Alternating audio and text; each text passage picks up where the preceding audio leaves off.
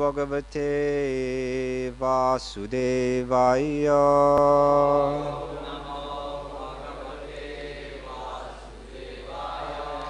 Om Namo Bhagavate Vasudevaya.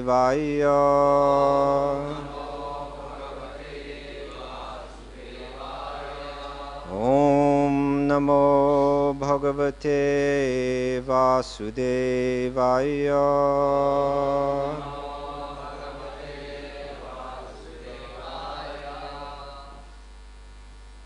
So we're reading today from the Srimad Bhagavatam, Canto 10, Chapter 72, Text 41.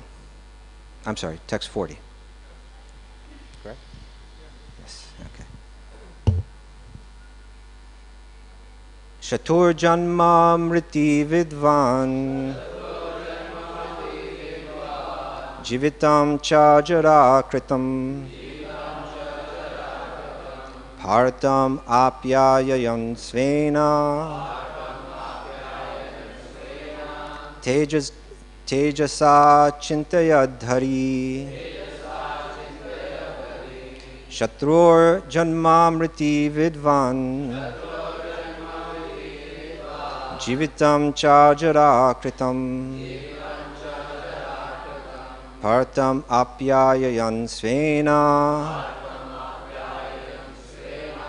tejasācintayad hariḥ, śatror janma-mṛtī vidvān, jīvitam ca jarā-kṛtam, pārtham āpyāyayan svena, tejasācintayad hariḥ.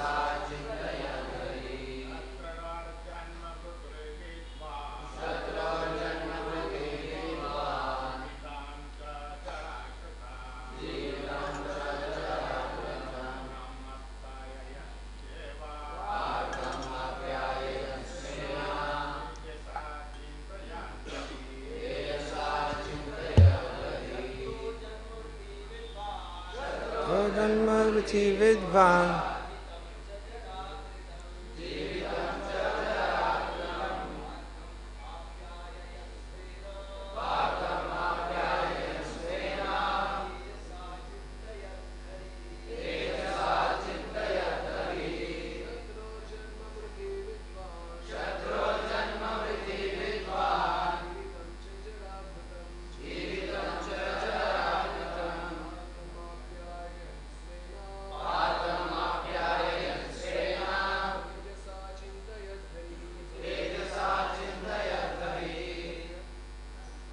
ladies?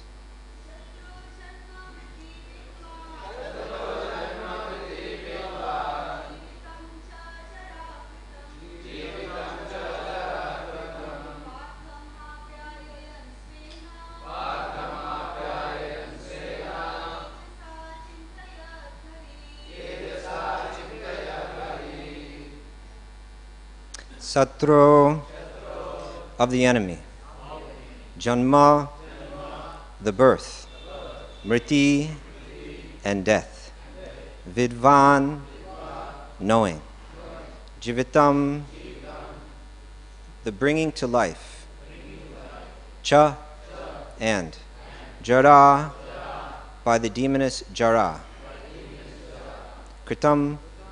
done, pārtham, Bhīma, the son of Pṛthā, āpyāyayan, empowering, svena, with his own, tejasā, potency, acintayat, thought, Hare, Lord Kṛṣṇa.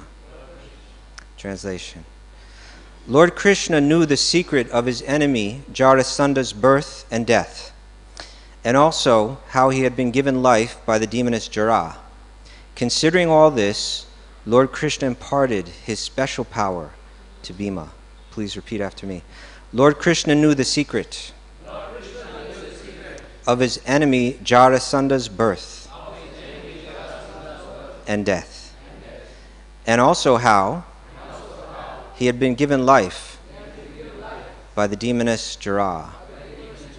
Considering all this, Lord Kṛṣṇa imparted his special power to Bhīma. Purport by Śrīla Prabhupāda. Actually, purport by Śrīla Prabhupāda's disciples. Because it begins with, Śrīla Prabhupāda writes that Lord Kṛṣṇa knew, quote, knew the mystery of the birth of Jarāsandha. Jarāsandha was born in two different parts from two different mothers. When his father saw that the baby was useless, he threw the two parts into the forest, where they were later found by a black-hearted witch named Jarā. She managed to join the two parts of the baby from top to bottom. Knowing this, Lord Kṛṣṇa therefore also knew how to kill him. Śatror janma-mṛtī vidvāñ, jīvitam ca jarā-kṛtam, pārtham āpyāyayan svena, tejasācintayad hariḥ. Lord Kṛṣṇa knew the secret of his enemy Jarāsandha's birth and death, and also how he had been given life by the demoness Jarā. Considering all this, Lord Kṛṣṇa imparted his special power to Bhīma. Om ajnana-timirandasya jnananjana-shalakaya chakshurunmilitam yena tasmai Shri Guruve Namaha. Shri Chaitanya Manobhishtam Stapitam Yena Bhutale Swayam Rupa Kadamayam Dadati Svapadantikam Vandeham Shri Guru Shri Jata Parakamalam Shri Gurun Vaishnavamscha Shri Rupam Sagarjatam Sahagana Raghunatam Vitam Tam Sajivam Sadvaitam Savadutam Parijana Sahitam Krishna Chaitanya Devam Shri Radha Krishna Padan Sahagana Lalita Shri Vishakam Vitamscha. He Krishna Karuna Sindhu Dinabandhu Jagapate Gopesha Gopika Kanta Radha Kanta Namostite Tapta Kanchana Gaurangi Radhe Vrindavaneshwari Vrishabhanu Sute Devi Pranamami Hari Priye Vanchakalpa Tarubhyascha Kripa Sindhu Bhevacha Patitanam Pavanebhyo Vaishnavebhyo Namo Namaha. Shri Krishna Chaitanya Prabhu Nityananda Shri Advaita Gadadhar Shivasari Gaura Bhaktivinoda. Hare Krishna Krishna Krishna Hare Hare, Hare Rama Rama Rama Hare Hare.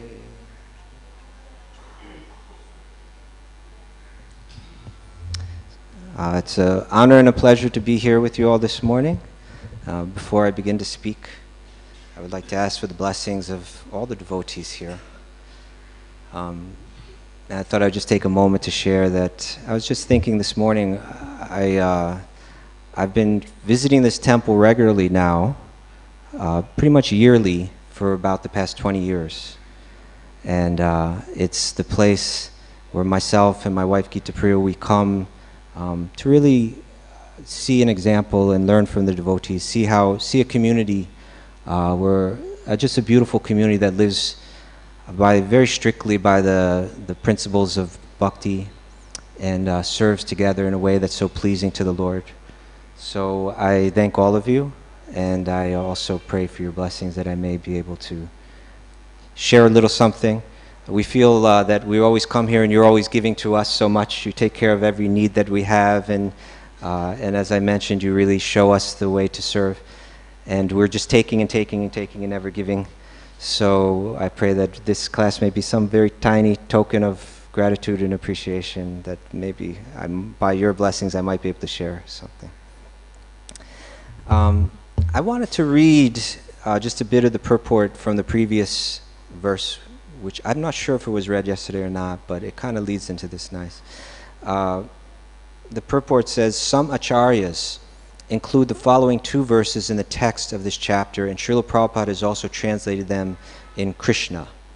So it appears that these texts appear in some Bhagavatams and not in others, but Śrīla Prabhupāda in the Krishna book included the translations of these verses. So I'll read that now. It says, "Thus, O king, they continued to fight for 27 days. At the end of each day's fighting, both lived at night as friends in Jarāsandha's palace. Then on the 28th day, O king, Vrikodara, Bhīma, told his maternal cousin, quote, 'Madhava, I cannot defeat Jarāsandha in battle,' unquote." And so this is just like whenever there's a story told, or if it's told well, generally, that it builds and it builds and it builds. And this story's been very interesting, actually. You know, you can go back, because we can go back to when Krishna was fighting Jarāsandha previously, and the relationship between the two of them. And now it's led to this point where Yudhishthira wants to hold the Rajasuya sacrifice. And actually Yudhishthira was quite afraid of Jarāsandha. They had already subjugated all the other kings of the world, but Jarāsandha would not be subjugated. And he was so powerful. And Yudhishthira was a bit afraid, how can I send my brothers to go and fight him? They may be killed. But Krishna, he wanted Jarāsandha killed because he loved the Pandavas so much, and he wanted to establish Yudhishthira as the king. And he was embodying that Kshatriya spirit and saying, let us go, and if we die, then we die, but we'll die for the right cause, and our destination will be a good one. And but Krishna spoke in such a way that he inspired Yudhishthira with confidence that they would win. And so Bhīma and Arjuna went off, and they went in disguise. You can imagine how special that time with Krishna must have been for them, to go on a secret mission, just the two brothers along with Krishna, going in disguise, going before such a powerful rival, and then asking him for the benediction that they could fight. And then Jarāsandha is given the choice of who he can fight, and he chooses Bhīma. And so now Bhīma has that opportunity to step forward and to serve in the way that he can serve so well, in the way that he's so qualified to serve, and to do it right there for Krishna, in front of Krishna. It's something very special, and he's trying, and he's trying, and he's trying. And so the story builds. They're fighting, and they're fighting, and they're fighting. And then a good story will come to one point towards the end, not the very end, but towards the end where it reaches its peak. And I find that this is that exact moment right here. And then the story kind of winds down. So in my own, as I read this, it's really this point, not even the killing of Jarāsandha, that's the highlight. But it's right here where Bhīma turns to Krishna. Bhīma, who's so powerful, right? Up to this point, like in the Mahabharata, we've seen him kill so many powerful rivals. We've seen him fight powerful Rakshasas. We've seen him defeat his enemies in so many different ways. But now he's met an enemy that he just, no matter how hard he's trying day after day after day after day after day. And then he turns and he says, Madhava, I cannot defeat Jarāsandha in battle. So that point right there just illustrates the heart of Bhīma. That although externally he always appeared so powerful, he appeared, if one were just to look at him, you could say this man depends on no one, right? Based on his own power, he moves through this world, and no one can challenge him, and no one can defeat him. But actually he knows that he's always dependent on Lord Kṛṣṇa. And so after trying and trying and trying, he turns to Krishna and he says, Madhava, I cannot defeat him. Right? He knows that he expresses his dependence to the Lord, his dependence on the Lord. Right? And that expressing our dependence on the Lord is really the beginning of one's moving forward on the path in spiritual life, because we're so prone to think that we're not dependent. Right?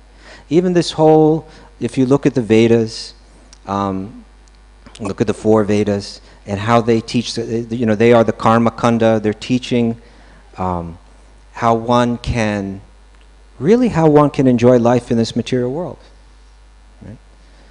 Which is certainly not Krishna's goal in speaking the Vedas, but it's just for many or most, it'll be the beginning of that path, because through the practice of karma kanda, although the intention is materialistic, it includes that element that one expresses their dependence, or one expresses their gratitude to Lord Kṛṣṇa, right? Through ritual, one will make that expression, and through practicing that ritual and having one's desires fulfilled, then hopefully the realization will begin to sink in that I'm dependent on Krishna for everything. I'm dependent on Lord Vishnu for everything. Right? We all have a choice at every moment in our life. It's just a very fundamental choice. Right? Just like when there's a young child and they're doing the samskaras. And so I'm not even sure what the samskara is called, probably many of you know, but when they have the Bhagavatam and then they have the money, right? And so the child is sitting there and the child has a choice, right? Either A or B. So in a sense, at every moment we have that choice. It's the nature of the living entity to enjoy. That we don't have a choice about. That is who we are. That is how we're constituted. But how we enjoy, that we have a choice. How we attempt to enjoy. We can either attempt to enjoy the experience of the realization of Krishna's energy working through us, and the experience of pleasing the object of our love, of pleasing Lord Kṛṣṇa through our service. That's one choice. And the other choice is to try to enjoy the illusion that we're independent of Krishna, and that we can enjoy through the senses this material world. That's our choice. One is based on truth, and one is based on illusion. And if we choose to try to enjoy the illusion, then Krishna provides the forgetfulness that's necessary for us to enjoy that energy. Right? We must be in illusion to enjoy it. Right? Just like sometimes a child will see an elder, maybe their parents, doing something, and the child will want to enjoy doing what the parent can do, but they're incapable of doing it. Right? Like a little boy may see his father driving a car, right? And the boy sees that and thinks, I want to drive the car. But the father knows there's no way that the child can drive the car. They can't even reach the pedals. They're not even strong enough to steer it. And even if somehow they could, it would be dangerous, and so it just can't happen. So what can the parent do for the child to give the child the chance to enjoy that experience? They can provide an illusion, right? They can create a little toy car, maybe. And the child can sit in that toy car and enjoy the illusion. I'm driving the car, right? He's not capable, constitutionally not capable of driving the car, but the illusion is there. And the more that the child is capable of forgetting that this is just a toy car, if they can forget that and think that this is a car, then the deeper the experience of their illusion goes. And the day will come when the illusion is wearing off, and the child will have no interest in that toy car anymore, and they'll want the next illusion to enjoy. Right? So Krishna, if we want to enjoy the material world separately, he provides the forgetfulness that's necessary so that we can try to enjoy this world. And when we embrace that choice and we accept that illusion, then we can be in such illusion that even the most plainly obvious things we can completely not recognize and not realize. That's how vulnerable we become. So look at Jarāsandha, right? I mean, how obvious can it be that Krishna is far more powerful than him? Krishna illustrated it to him not once, not twice, not 3 times, 17 times. Right?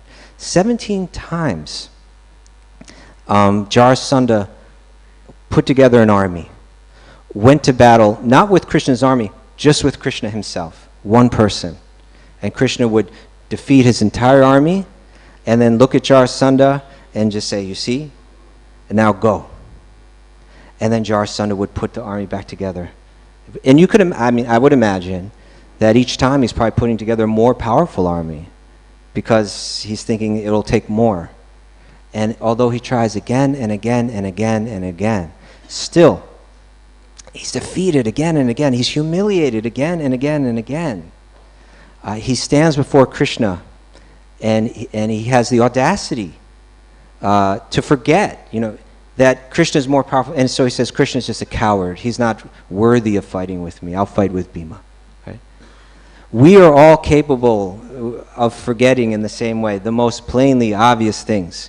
And then we think that what we do in life is by our own power.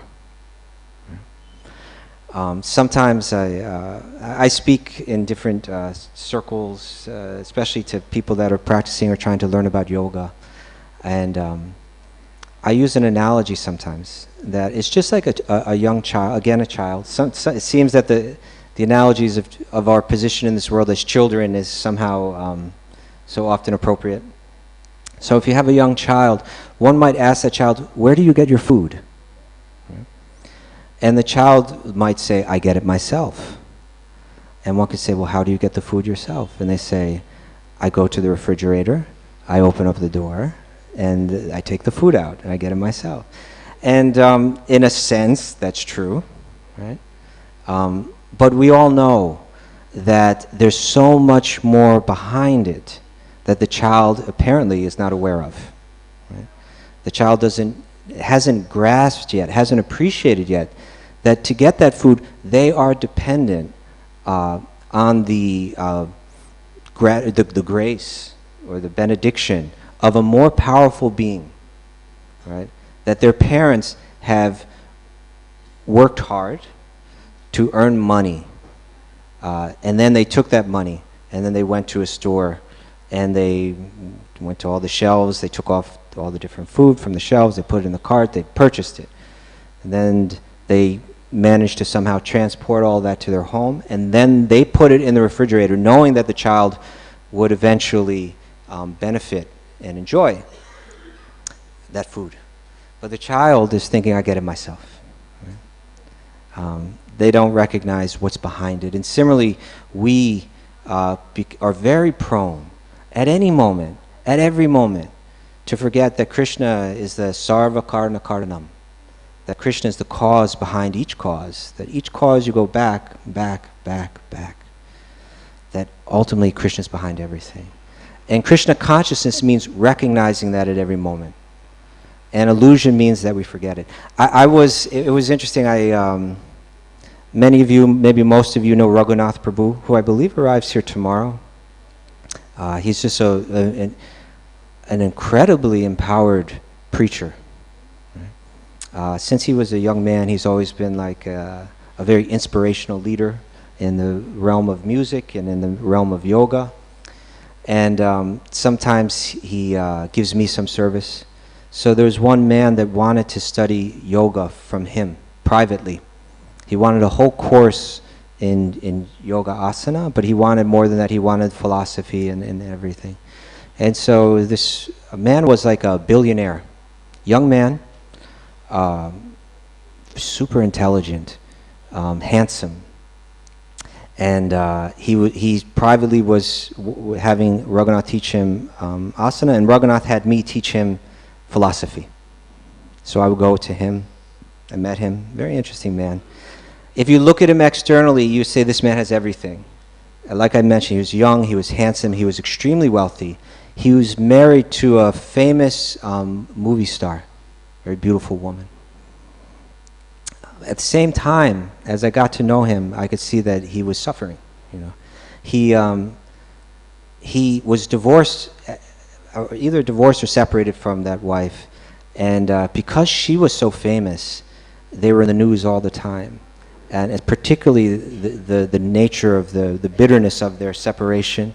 And she was trying to take the children from him, and he was trying to take the children from her, and it was always in the news. And he was always being portrayed as a very, heartless person, which he felt was very unfair. So although he had everything, he was missing his children, and he was portrayed in publicly as just this horrible person, so he's totally suffering. And perhaps that's what was leading him to want to go deeper into yoga, that he could find some relief through it. But when we sat down, the very first thing he said to me was, I just want to tell you that I'm not a religious person, I'm an atheist, I don't believe in God, and I'm not, that's just not about to change, like that. And I said to him, well, that's okay, I'm not here to try to convince you of anything, I'm just here to teach you this philosophy. If you want to learn the philosophy, I'll present it to you as it's taught, and then you do with what you want with it. And he said, that's exactly what I want to do. I said, okay. And so even on that first day, even within the first few minutes, I used that analogy of this child. And I said, the child is going to the refrigerator and he's thinking that I get it, but he doesn't recognize, he thinks it's by his own power, but he doesn't recognize that behind it there's a higher, and then he said, that's me. And I appreciated that he could be honest enough. I could see he was even pondering, okay, maybe there is more to life than what I know. And so, he was a fascinating person and extremely intelligent. And I was asking him, how do you make all your money? And he was describing all these different schemes that he had, that it's almost like anybody in the world could do, but he was just so either intelligent or determined or just had the karma that he was able to do it. Like, he would find land in Brazil. He doesn't even have to buy the land. It's the rainforest in Brazil. He doesn't have to purchase the land. He just has to create a little, they call them like forest rangers, I don't know, but just like a little police force that makes sure nobody poaches that land. And he doesn't have to purchase the land, but he can rent the rights to the oxygen that comes from the forest to companies in Europe who are sending, I'm not so good with all the ecological terminology, but they're sending whatever carbon dioxide or whatever into the air, and they purchase the oxygen coming out of the forest from him. And he just sits back and collects the money. And he had many other different things like this. So he was brilliant person, but in such illusion. And as I mentioned, just sometimes it's the most obvious things, how dependent we are, right? If I want to lift these cartels, I lift them. But how I do it, I have absolutely no idea how I did it, right? And someday, it's very likely that I'll want to and I won't be able to. It could happen at the next moment, I don't know. I'm dependent on the Lord to be able to do this. And somehow he empowers me for now to do it. And at some point he will take that power away from me, but I think I do it. And with everything as we move through life, we think that it's happening by our own power. Krishna's granting it. And Bhima's recognizing that, right? I mean, think about how powerful he was, and on the same hand, how dependent he was, right? I often think about how Draupadi must have felt when she was in that arena, and when Dushasana is pulling that sari off of her, trying to pull that sari off of her. And, it is the duty of the husband to protect the wife. And who could be better protected than Draupadi? She not only had one husband that was incredibly powerful, she had 5, right? And she was being abused in the most horrible way, and they were all sitting right there, and they could do nothing. They had no power to help her. They had no power to protect her, right? Who was the only one that could protect her? Ultimately, who did she have to turn to? She had Govinda. She had to turn to Govinda, and only Govinda could help her. So Bhima understood, although he moved through the world as a powerful Kshatriya, although he often spoke words with the words of someone who was expressing their own ability to take that power themselves, he always knew. Deep down, he knew that he was dependent on Krishna. And in this moment, he turns to Krishna. And these simple words, Madhava, I cannot defeat Jarāsandha in battle. To me, they carry so much rasa and so much meaning. The importance of them is so deep. And then when we read today's verse, there's some interesting terms here too. First of all, it says janma-mṛtī vidvān, right? That Krishna, here's how he was different than Bhīma, right? Because Krishna knows everything. Krishna knew about Jarāsandha's janma. He knew about his birth. He also knew about his mṛtī. He knew about his death, whereas Bhīma didn't.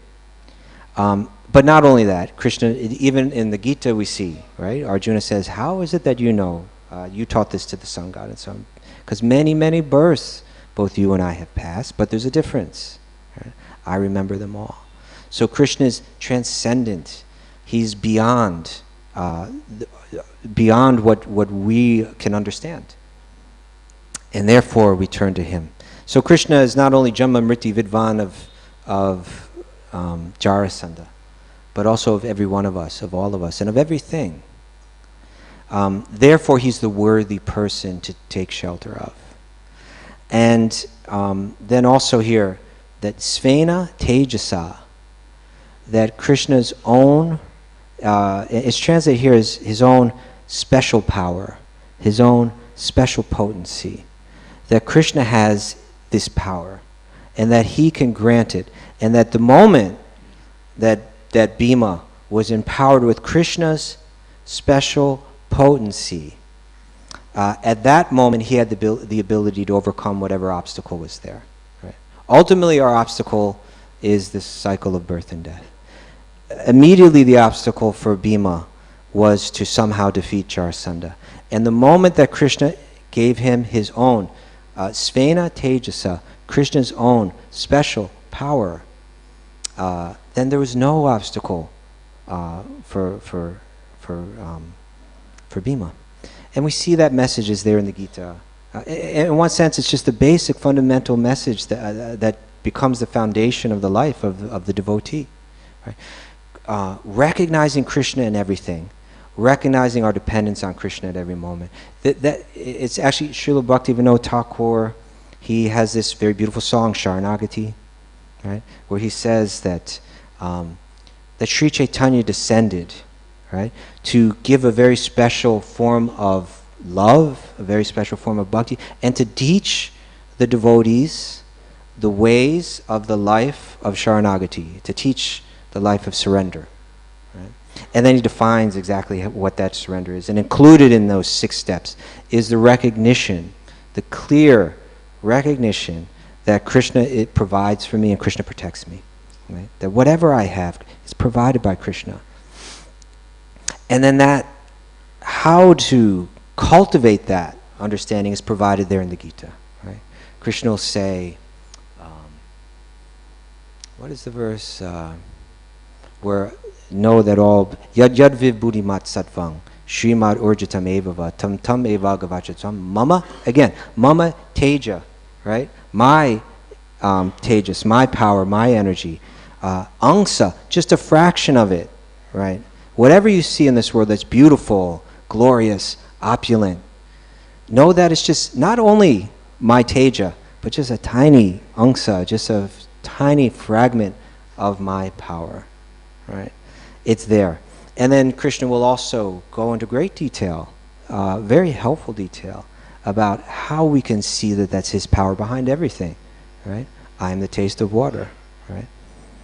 Very importantly, even in that verse, I'm the taste of water, I'm the light of the sun and the moon, I am the ability in man, right? I am the ability in man.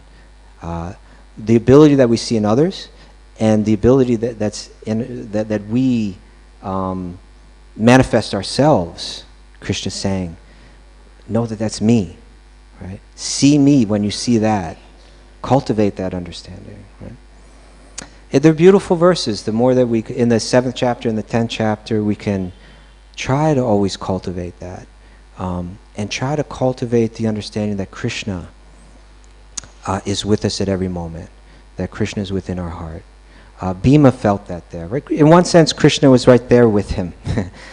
So he could turn to Krishna and say, Krishna, I'm not capable of this. I need you. And in this, not in the exact same way, but in the same way, Krishna is with us at every moment, But because we've chosen that we want to rather enjoy his service, that we want to enjoy his energy separately, then we become forgetful of that. And we become forgetful in an instant, right?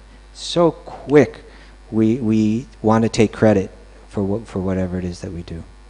But the Lord is there in the heart of every one of us, right?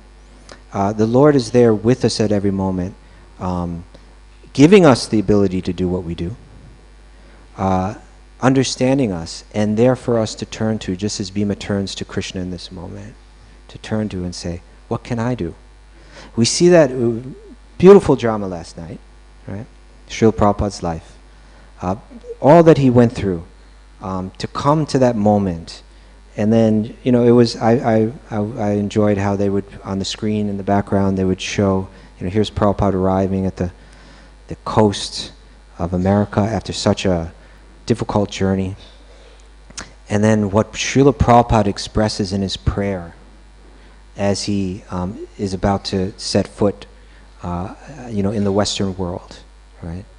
That if you want Krishna, then you can give me the ability to live up to the name Bhaktivedanta. I don't have any power. I'm helpless.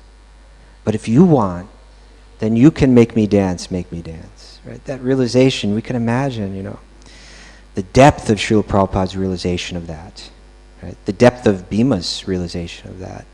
And we just try to cultivate that, try to understand it. It's so difficult for us because we're in this world that's so... that at every moment is creating that illusion for us, and we become convinced that there's pleasure in the taste of accepting the credit, and we go through it again and again, and the taste quickly subsides, and we want to try to taste it again, and we just need to have that faith that there'll be such a deeper taste if we just want to give the credit to Krishna. If it's just that simple point, whatever I'm able to do, I'm dependent on the Lord. And within that realization, there's a tremendous taste, right? Rupa Goswami in the Bhakti Rasamrita, he compares, he wants to help us understand it. So he says that the taste of even beyond that, of liberation from that, it's just like a tiny little drop. And the taste of serving Krishna, the taste of giving all credit to Krishna is like a huge ocean. If we just could understand, we're still trying to taste that little drop. And then we go through some pain, and then we want to come back and try to taste that little drop again. Right? But Lord Chaitanya and Lord Chaitanya's followers are there to show us, no, there's such a higher taste in living the life of Sharanagati, right? Living the life of surrender. Okay. So I thank you all for the opportunity to speak today. And I would like to open it up now and hear from all of you, if anyone would like to share some comment or some question. Please, one of you. I would love to hear. Yes, Prabhu.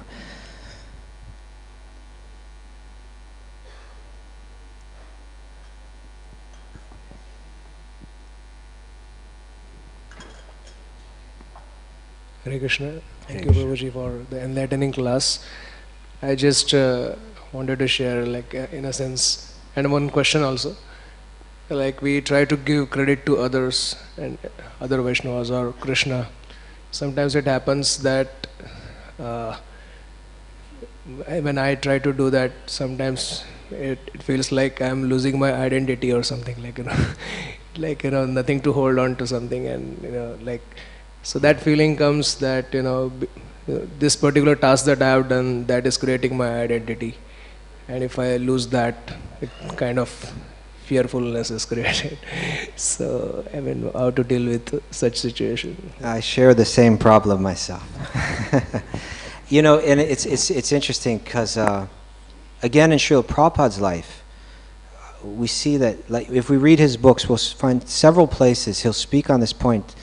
And he'll quote this verse, Krishna Shakti Vininahi Tava Pravartana, right? That when a devotee does some amazing service, we should understand that that is Krishna's energy working through that person, and we should appreciate it.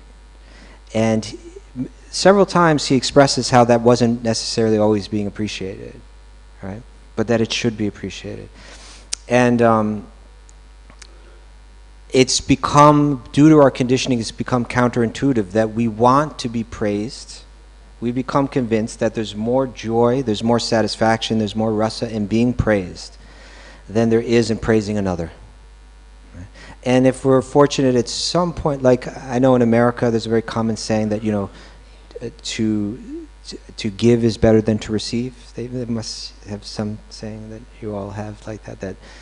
And if we're fortunate, we have some moments in life where we see that actually I became happier when I gave to another than when I was given to. Right? And just to hold on to that idea and then try to cultivate it, try to live it, try to correct the mind when it's, you know, again, just like Jarāsandha, although Krishna was so powerful and had demonstrated in so many ways, he wanted to believe that he was more powerful. And therefore he was so prone to forget it.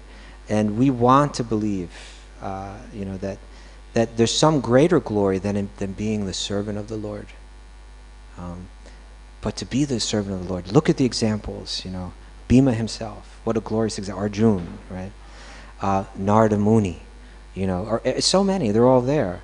What glorious, fascinating, incredibly satisfying lives they lived. But the basis of it was that they always wanted to give the glory, right, to Krishna. So glory, to give the glory to the Lord, you know, is the word for glory, I believe, in Sanskrit, is kirti. Right? And so it's through kirtan, right, that we cultivate that we cultivate it philosophically.